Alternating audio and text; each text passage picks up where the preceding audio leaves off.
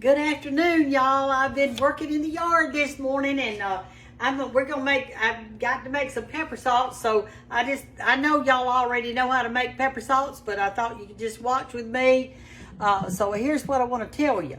A friend gave me these peppers last year, and they're purple when they're not ready. Like, that's a purple pepper. I'm gonna cut it off so you can just see how purple it is. See how purple it is? That's a purple little pepper.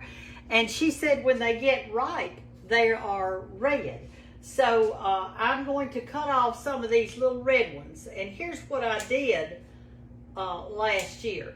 I kept the pepper outside all the summer and everything. And when I kept it outside, at the end of the summer, I brought it in because wintertime was coming.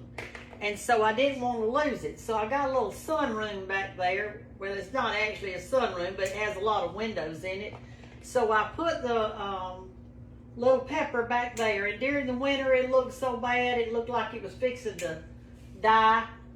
And but it didn't die. I kept it watered. It just kind of looked spindly. You know, it wasn't too much to it.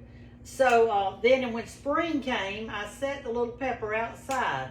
I do not know what kind of pepper this is, but it is gorgeous. It just is so pretty. Let me just show you up close kind of how it looks. See, you can see the purple ones, and when they turn red, they're ready. So we like pepper salts on turnip greens. I like it on collards. I dropped that one. Let's see. But anyway, I'm going to cut off the little red ones. My daughter thinks she can't eat a turnip green or a collard unless it's got pepper salts on it. I usually make it with little long, skinny cayenne peppers. But I'm going to make them with these this time. And what you can do is after they start drying up on here, you can save these seed and replant them. So I've got a lot of these. I got some outside that are little that I started growing. This will make pretty pepper salts. This would make a pretty little Christmas gift for somebody if you had it. But anyway, this morning I had some people to come in to the Cottle House from Hamilton, Alabama. And thank y'all for all your little things in Hamilton, Alabama. And they sent me the cutest little mug from the Jerry Brown Pottery this morning, and it's a coffee mug. And I was telling the ladies this morning when they brought it, I said, you know, in the mornings when I get up to drink my coffee, I put about that much water in my mug and put it in the microwave on 2 minutes, and it gets real hot. My mug gets real hot. I can't stand to put hot coffee in a cold mug. So that's what I do. I just do it like that, and my coffee stays hot for so long.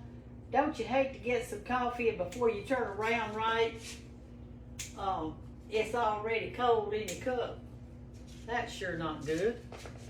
I'm going to rinse these off, and then I'm going to show you how to do it. It's taking a little longer than I thought. Y'all just hang with me a minute. I'll be through in just a second. And I'll show you what I'm going to put them in. They're not really dirty. It rained on them last night. So I shouldn't even have to wash them. But I'll rinse them off a little bit. Okay, here's 2 more right here. And these will keep bearing and making too. All right, I guess I've got all the red ones off of it. Now these little purple ones aren't ready yet. So I'll leave those on there and let them start turning red. Start turning red. Okay, here we go. Got me some peppers like this. Let me rinse them off real quick. I'm not gonna do much washing. Just a little bit.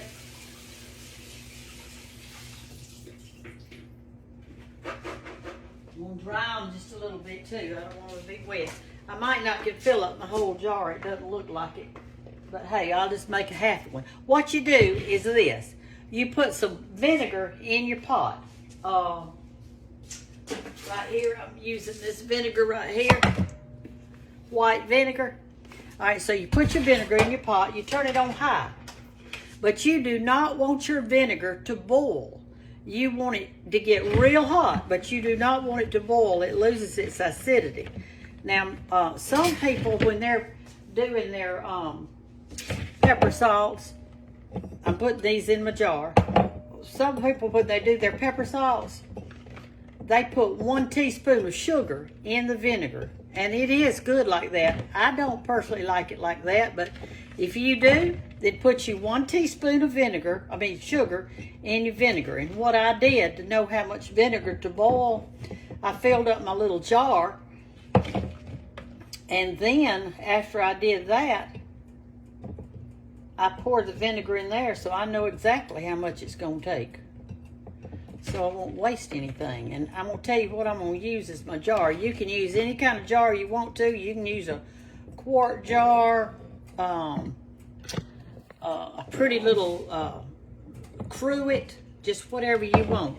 But y'all remember the other day when I was telling you that we had ordered that Who's Your Sugar Daddy syrup? We were using that. Well, my granddaughter ate all the strawberry one. I don't have enough to fill it up, but here's the syrup we did. But it's got a pretty little jar. Who's Your Sugar Daddy syrup? And anyway, so we had this empty jar, and I thought that's just too pretty to throw away. So I saved it to put my pepper salts in. But of course, I don't have enough, but it'll make some. And so as long as it's making some, then that's good. All right, I'm getting my vinegar hot right here. It's not quite hot enough yet. But anyway, I need to go show you my little mug that they sent me. This is one I usually drink out of. Where is it? It's probably dirty. Here it is. I hadn't washed it from breakfast.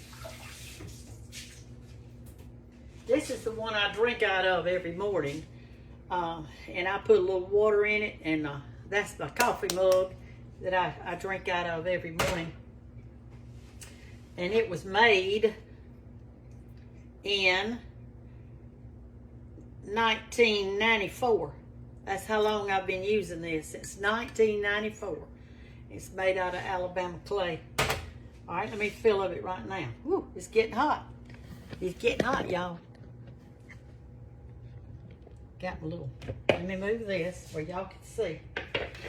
But anyway, since I'm not cooking a big meal today, I thought, well, I'm going to make pepper salts. They can just watch me do that, just so I can check in with you and make sure your day's going good. And it's so hot here in Alabama right now. The heat index today is supposed to be 106. So that's why I got out at the break of day this morning. I transplanted a few plants that a friend of mine had given me. All right, y'all see how that's steaming now? That's hot. But it's not boiling, so it's real hot though. It's just before it boils. So I'm going to pour it in this pretty little measured cup right here. So I'll have me a spout, and I'm going to pour it in over my peppers. I'm just going to cover them. Well, I can't cover them because they float. But anyway, that's how I'm going to do it. And I'm going to turn it off, my eye off, and I'm going to put the top on. And that's all it is to it. Now, you've made pepper salts, and look how pretty it looks. If you had just some pepper plants, you could make this for little Christmas gifts this year. It would be so pretty. But we're going to do this for my daughter. She can have her some pepper salts to go on her collards and her turnip greens this winter.